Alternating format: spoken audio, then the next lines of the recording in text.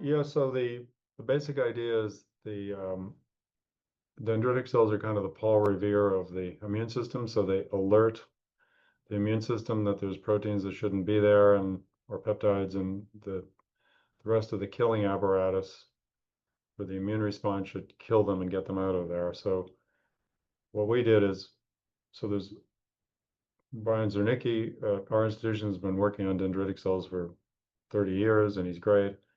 He's done this in breast cancer, in the rest of the body, and we are applying this to the problem of breast cancer when it goes to the spinal fluid, kind of like a bacterial meningitis, except it's tumors.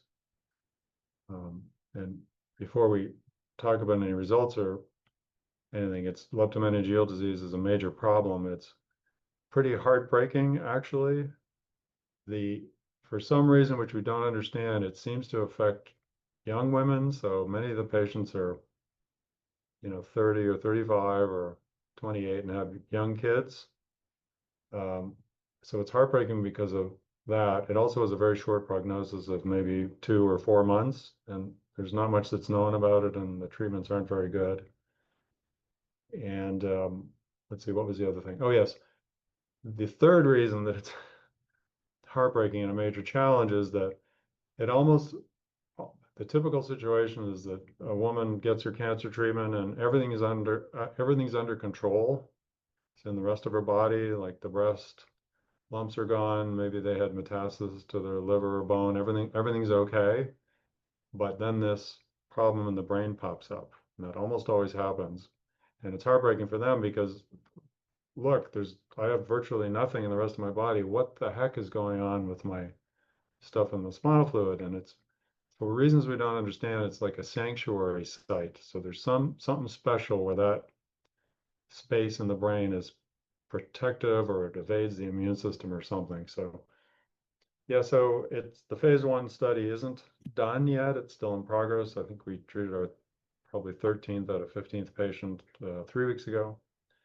But the poster is about the patients in whom we could examine their spinal fluid and do single cell analysis on the spinal fluid so we could see exactly what was going on and if we were getting the response that we thought we were. So if you work in test tubes and mice, you can do stuff in the lab, but you have no idea what's going to happen when you do it in people. So we're going to do all this when the trial's over, but we just wanted to look at the first 6 patients so we had some idea and some reassurance we were on the right track. So the big picture is that the patients are living a lot longer, sort of on average about a year and a half as opposed to 4 months, which is a long time. It's still not good enough. And that's a bit of a moving average because that includes patients that were only treated like a few weeks ago. So their survival kind of is short, not because they're in trouble, but because we don't have a lot of follow-up. So that was pretty impressive, actually.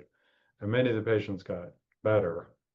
And then when we looked at the immune cells, so I didn't explain this, but it turns out that leptomeningeal disease is kind of an inflammatory immune-based disease, because I always thought it was just a bunch of tumor cells floating around in this watery spinal fluid, but I was completely wrong. When we do the single cell analysis to look each, and it characterizes each individual cell. So if there's 5,000 cells in there, we get this detailed, 100 gene signature on each particular cell. But so most of the cells were immune cells, right? Which is weird. And there's certainly cancer cells, but since they're immune cells, we thought this immune approach would be useful.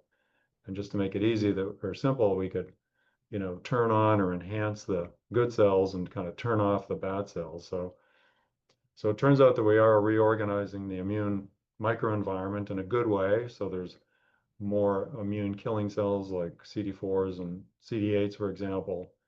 And there's fewer cancer cells. That's the other thing, is we can look before and after treatment and say, oh, well, this woman had 500 tumor cells and now she has 5 or something, right? So that was okay, thank God, that's good. And so we did see what we expected. And then there's a big increase in the B cells, which is an immune cell that makes antibodies. So we think that maybe the dendritic cells are not just turning on the tumor cell helping cells, the CD4s, as well as the tumor cell killing CD8s. But the B cells, and those are cells, the immune cells that make antibodies and hopefully provide long-lasting protection, so we don't know. So, and then we did find using this ELISA-based test that's a little qualitative. It's not the exact answer, but it looks like we did find some evidence of antibodies being made against HER2 and HER3. So kind of is very suggestive that, this approach looks really useful. So, and it's kind of reassuring to me because, of course, you stay awake at night and worry that maybe you're doing the wrong thing, actually, right? So we're moving on with to finish that phase 1.